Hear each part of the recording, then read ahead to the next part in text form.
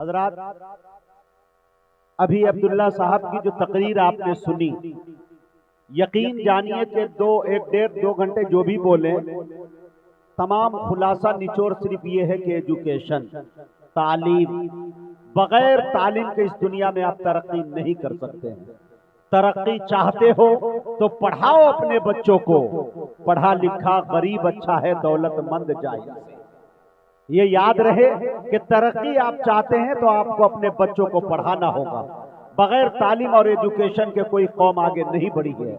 मैं ये समझता हूं कि दुनिया में कोई बड़े से बड़े आलिम हो, 1% आदमी कोई गिना सकता है कि इजराइल के प्रोडक्ट को इस्तेमाल न किया हो। बल्कि मैं आपको बताता हूं, बताए जैसा कि हजरत ने बताया, 720 प्रोजेक्ट उन्होंने तैयार कर दिए। आपको खुद नहीं मालूम कि हम कौन सी चीज इस्तेमाल कर रहे हैं, और ये इजराइल की है।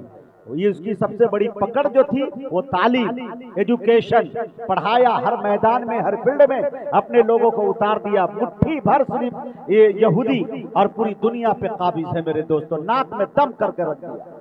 ये तालीम है। इसलिए मेरे दोस्तों, तालीम को मजबूत करना है, हमें अपने इदारे को मजबूत करना होगा। हमें असातिज़ा को, हम सबको मिलकर इस पे मेहनत करनी होगी। हमारी कौम अगर सबसे आगे किसी चीज में है, इससे कोई टक्कर नहीं ले सकती है, तो खुदा की कसम खाने में ये कौम सबसे आगे है। 150 तरह की इनको कबाब के नाम याद है, लखनऊ में चले जाए तो टुंडे कबाब, पता नहीं कौन कौन कबाब, बिरयानी खाएंगे हैदराबादी, मुरादाबादी, जयपुरी, पता नहीं कितनी बिरयानियां, दर्जनों इनको याद है। अगर अल्लाह ने नवाजा है मुसलमानों को तो हफ्ते में 7 दिन है, 7 दिन इसको रोटी इनकी हलक से नीचे नहीं उतरती जब तक उसे बूटी नहीं मिल जाती। लेकिन मेरे दोस्तों, अहद करके यहां से उठिए कि तालीमी बेदारी कॉन्फ्रेंस में हमने शिरकत की। 7 दिन हफ्ते के आते हैं, हम 6 दिन परहेज करेंगे, एक ही दिन गोश्त मछली खाएंगे, लेकिन बाकी पैसे को बचा के हम अपने बच्चों को पढ़ाएंगे इंशाअल्लाह। ये अहद करके उठे मेरे दोस्तों। चाहे कुछ भी कहे ये जमाना तुम्हें, हैसियत अपने हरगिज घटाना नहीं। जान बाकी रहे या के जाती रहे, हर जगह अपने सर को झुकाना नहीं। कह रहा हूं बहुत दर्द के साथ में, याद रखना इसे भूल जाना न तुम। दाल रोटी पे करना गुजारा, मगर अपने बच्चों को जाहिल बनाना नहीं।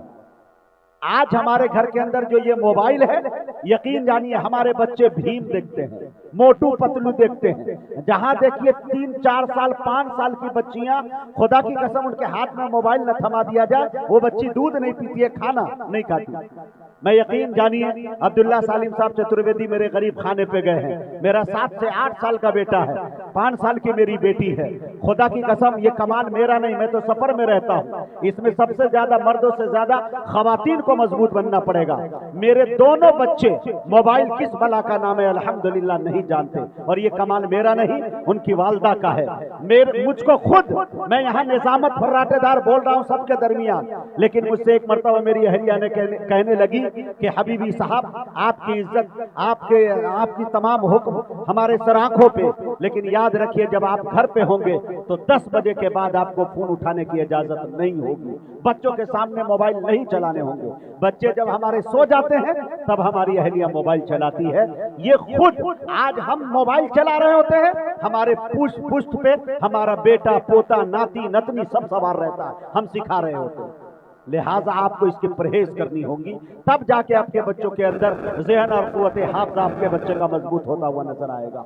इन तमाम चीज़ों को अल्लाह ताला हम सबको कहने सुनने से ज़्यादा अमल की तौफीक बख्शे। एक बात और करना चाहता हूँ, तमाम उलमा का तबका यहाँ मौजूद है, खुदा की कसम दानिशवरान तबका है। हमारे बिहार और झारखंड और उड़ीसा के अंदर जो मदारिस और मकातिब के अंदर देखने को मिलता है, हमारे मदरसे के अंदर सब कुछ मौजूद है। हमारे मदरसे वालों के अंदर बिहार में मेहमान खाना आपको नहीं मिलेगा।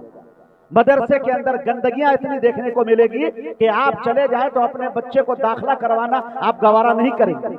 लेकिन हमारे मदरसे को, इंतजामिया को, नाजिम को, सदर को चाहिए कि मदरसे के फंड से पैसा निकालिए और एक मरतबा गुजरात का सफर कीजिए और गुजरात के मदारिस को देखिए। खुदा की कसम, वहां का जो ड्राइवर कुरान पढ़ता हुआ नजर आता है, हमारे यहाँ के कारी बहुत मुश्किल से पढ़ पाते हैं।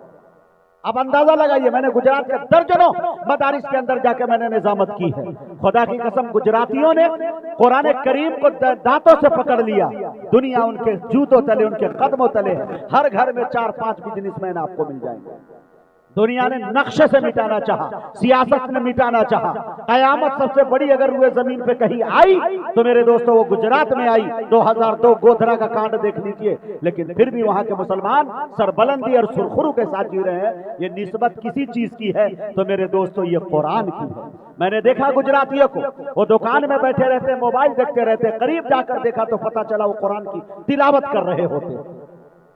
हमारे अंदर ये माहौल पैदा करना होगा, अपने बच्चों को कुरान की अच्छी तालीम देनी होगी। ये अहद कीजिए, हाथ उठा के अहद कीजिए कि इंशाअल्लाह अपने बच्चों को पढ़ाएंगे, अपने मदारिस को, मकातिब को, खानकाहों को मजबूत करेंगे, उलमाए कराम पे उंगलियां नहीं उठाएंगे, इनके पीछे रहिए। इंशाअल्लाह आपकी जिंदगी भी बनेगी, आखिरत भी बनेगी। इनके पीछे पड़िएगा, दुनिया भी बर्बाद होगी और आखिरत भी बर्बाद होगी, ये याद रखिएगा। अब आइए मेरे दोस्तों, वक्त